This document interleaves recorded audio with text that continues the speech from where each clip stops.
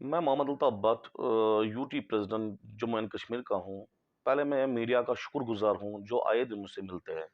ये press conference मैंने इसलिए बुलाई है कि यहाँ का यूथ पूरा बैठा हुआ है, यहाँ का यूथ पढ़ लिख के बैठा हुआ है घरों में। और मैं एडमिनिस्ट्रेशन को मैंने इससे पहले भी बोला, यहाँ का यूथ, पढ़ा लिखा यूथ यहाँ पूरा बैठा हुआ है। और आए दिन मेरे पास आते हैं, यूथ आते हैं, हमारे माएँ बहनें मुझसे मिलने के लिए आती है। वो अपने ख़यालात मुझसे कहते हैं, बोल रहे हैं हमने बच्चों को पढ़ाया है, हमने किस लिए पढ़ाया है बच्चों को? अगर बीजेपी की हमारी गवर्नमेंट इस टाइम है, बीजेपी की गवर्नमेंट हमारी गवर्नमेंट इस टाइम चल रही है, तो वो बोल रहे हैं यहाँ हम हमारे बच्चे एमकॉम एमए करके बैठे हुए हैं घरों में और कोई रोज़गार नहीं है। हमने आधी रोटी खाई है, अपने बच्चों को हमने पढ़ाया है। तो हमने उनको भी पूरा आश्वासन दिया। मैंने उनको अपनी पार्टी की तरफ टीम मोदी सपोर्टर संघ की तरफ मैंने उनको एक आश्वासन दिया। मैंने बोला इंशाल्लाह रहमान यहाँ हर एक का मसला हल हो जाएगा। और ये प्रेस कॉन्फ्रेंस मैंने इसलिए बुलाई है कि मैंने यहाँ डिस्ट्रिक्टें बनाए हैं। पूरे जम्मू कश्मीर में मैंने डिस्ट्रिक्टें बनाए हैं, डिस्ट्रिक्ट प्रेज़िडेंट्स मैंने बनाए हैं। और मुझे उनसे मिलना होता है, जैसे साउथ कश्मीर में मुझे जाना पड़ता है, नॉर्थ कश्मीर मुझे जाना पड़ता है, मैं निकलता नहीं हूँ, मैं उनसे मिल नहीं पाता हूँ, क्योंकि मेरी सिक्योरिटी अभी तक नहीं हुई है।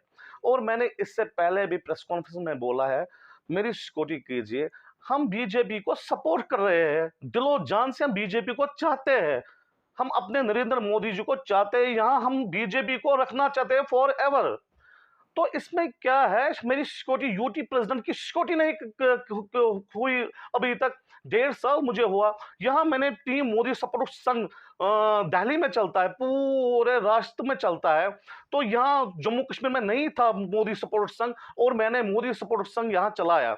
अगर यूथ पूरा जुड़ गया है मेरे साथ, अगर यूथ किसी गलत रास्ते पे था, मैंने उनको गलत रास्तों से हटाया और बीजेपी में ज्वाइन करवाया उनको। मैंने यूथ अपनी पार्टी में टीम मोदी सपोर्टर संघ में मैंने उनको ज्वाइन करवाया।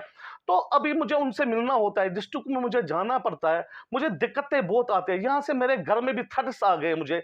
इससे पहले भी मैंने एलजी साहब से गुजारिश की, मेरी सिक्योरिटी और एकोमोडेशन मेरी प्रोवाइड की। और मैं जब हम एलजी साहब से हमारी एक अपॉइंटमेंट थी, उसमें उन्होंने पूरा आश्वासन मुझे दिया, अल्ताफ भट्ट साहब आपकी सिक्योरिटी हो जाएगी। अभी तक मेरी सिक्योरिटी नहीं हुई। तो मैं बोलना चाहता हूँ एडमिनिस्ट्रेशन को और अपने एलजी साहब को, मेरी सिक्योरिटी प्रोवाइड कीजिए। क्यों? तब मेरी सिक्योरिटी फिर प्रोवाइड होगी जब मुझे कोई हादसा टल जाएगा, तब मेरी प्रोवाइड सिक्योरिटी हो। जब यूटी प्रेसिडेंट की प्रोवाइड नहीं हो, यहाँ डिस्ट्रिक्ट बनाए हैं, यहाँ मुझे जाना पड़ता है डिस्ट्रिक्ट में, वो भी बोलते हैं मुझे यहाँ आइए, लोगों से मिलना पड़ता है मुझे। मेरे यहाँ महिला विंग मैंने खड़ा की है, महिला डिस्ट्रिक्ट प्रेसिडेंट मैंने छोड़ी है यहाँ, जनरल सेक्रेटरी मैंने, स्टेट जनरल सेक्रेटरी मैंने महिला विंग को डाला है यहाँ। और अभी तक मेरी सिक्योरिटी प्रोवाइड नहीं हुई है। जब तक मुझे थ्रेट्स भी घर में आए हैं, मेरे घर वालों को भी डराया है। तो अभी मैं कहीं बैठा हूँ, चोरी छुपे मैं निकलता हूँ, चोरी छुपे मैं जाता हूँ, मीटिंग अटेंड करता हूँ, प्रेस कॉन्फ्रेंस अटेंड करता हूँ, अपने यूथ से मिलता हूँ, सब यूथ जुड़ा हुआ है मेरे साथ। और ये प्रेस कॉन्फ्रेंस मैंने इसलिए बुलाई है, यहाँ का जो अवाम है वो इलेक्शन चाहते हैं, वो अपना हक जो उनका वोट बनता है, वो अपना हक डालना चाहते हैं। और पहले वो बीजेपी को सपोर्ट करते हैं यहाँ के महिला, क्योंकि यहाँ काम बीजेपी ने किया है। यहाँ के स्कीम्स है, गोल्डन कार्ड किस पार्टी ने डाला? कांग्रेस ने नहीं डाले थे, पीडीपी ने नहीं डाले थे, एनसी ने नहीं डाले थे। यहाँ मोदी साहब, हमारे नरेंद्र मोदी जी ने गोल्डन कार्ड यहाँ डाले। क्यों? यहाँ के बहुत गरीब थे, बीमार थे लोग, उनके पास पैसे नहीं होते थे डॉक्टरों के पास, हॉस्पिटलों में टेस्ट के लिए। और यहाँ के स्कीम्स अभी डाल रहे हैं हमारे पीएम साहब, ई श्रम पॉलिसी है वो डाल रहे हैं।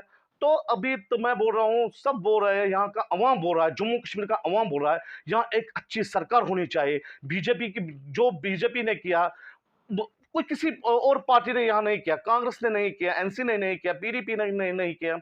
और यहाँ के लोग इलेक्शन चाहते हैं, अपना हक, अपना वोट वो बीजेपी को देना चाहते हैं। आपको लगता है कि आने वाला जो इलेक्शन होगा उसमें यहाँ जम्मू कश्मीर में बीजेपी भारी अक्सर से कामयाब हो जाएगा? हाँ, इंशाल्लाह रहमान, बीजेपी तो यहाँ कामयाब होगी। तो बीजेपी लोग देखते हैं, लोगों ने देखा काम किस पार्टी ने यहाँ किया, काम कितना हुआ यहाँ। जब से बीजेपी यहाँ आई है काम हुआ, डेवलपमेंट यहाँ हुई, काम हुआ।